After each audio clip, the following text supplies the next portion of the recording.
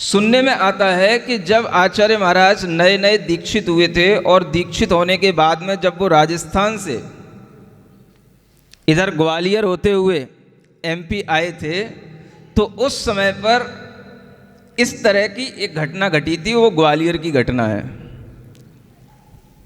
कहाँ की पता है? क्या घटना घटी थी? वो उनका जो भी छोटा सा संघ था, उस समय पर ये मुनि श्री समय सागर जी, योग सागर जी, ये सभी ब्रह्मचारी थे। उस समय की बात बता रहे हैं।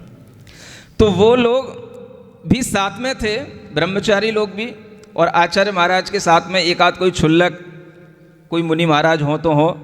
छोटा सा संघ था। और वह उस समय पर ये बुंदेलखंड में प्रवेश ही कर रहे थे। तो वहाँ जब उनका ग्वालियर में प्रवेश हुआ, तो प्रवेश होने के बाद में थोड़ी सी देर हो गई उनके प्रवेश होने में, किसी को कुछ पता नहीं था। और वह 10 की जगह पर 11 बज गए। और जब वहाँ पर देखा तो वो आकर के बैठ गए। कुछ लोग उनको लिए आमने सामने आकर के बैठ गए कि अब देखते मुनि महाराज क्या करेंगे।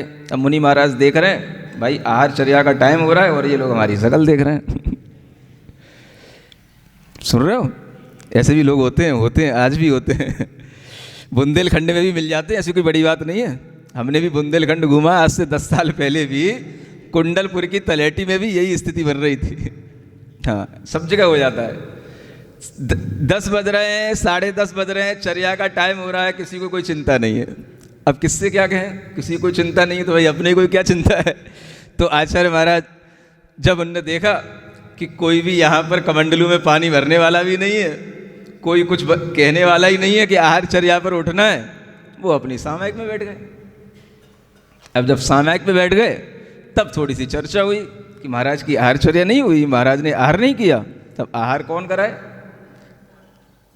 तो लोगों के दिमाग में क्या चल रहा था कि हर आचार्य के पास में अपनी संघ में अपनी व्यवस्था रहती है, हमें तो जाकर के क्या करना है, देखना है, शामिल हो जाना है थोड़ा बहुत। तो ऐसा लोग सोच करके वहाँ बैठे थे। तो जब उन्हें पता पड़ा कि भाई महाराज के लिए आहार चर्या नहीं हुई, ये सामायिक पर बैठ गए, ब्रह्मचारी लोग थे, तो उन लोगों से पूछा गया कि भाई क्या है, क्या क्या चाहिए तुम लोगों को, क्या क्या सामान ला करके दे दें। तो उन्होंने कहा मुझे कोई सामान नहीं चाहिए, वो तो आप जहाँ पर मुनि महाराज के लिए पड़गान करके ले जाओगे वहाँ पर मुनि महाराज आहार करेंगे। यहाँ पर उनके लिए कोई भी और व्यवस्था उनके पास में कुछ भी नहीं है, चूल्हा चक्की कुछ भी नहीं है। लोगों के दिमाग में क्या था कि सभी संघों में चूल्हा चक्की साथ में चलते हैं, रहते हैं, इसलिए वो निश्चिंत थे। अब ये आचार्य महाराज का उस समय पर कोई ज़्यादा नाम नहीं था, कोई ख्याति नहीं थी, नए नए थे, शुरू में आए ही थे। तो लोगों के लिए कुछ समझ नहीं आया कि ऐसे भी कोई आचार्य हो सकते हैं जो सीधे सीधे आए, बैठ गए, उनने किसी से कुछ कहा नहीं और अपनी सामायिक में बैठ गए। अब इधर ब्रह्मचारियों से बात हुई तो उनने कहा कि भाई क्या ला करके दे दो, उनने कहा कुछ ला करके नहीं दे दो। तब उनको थोड़ा सा करंट लगा। तब उन लोगों ने अपने अपने घरों में फिर जैसी ही व्यवस्था बनाई हो, तो सामायिक के बाद में फिर उनकी आहार चर्या हुई।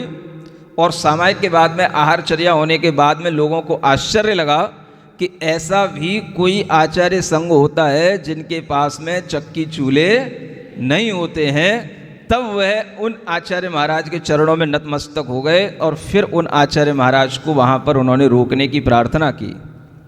फिर वहाँ 3 दिन आचार्य महाराज रुके, प्रवचन हुए और उसके बाद में वहाँ से विहार हुआ। तो ऐसा भी होता है।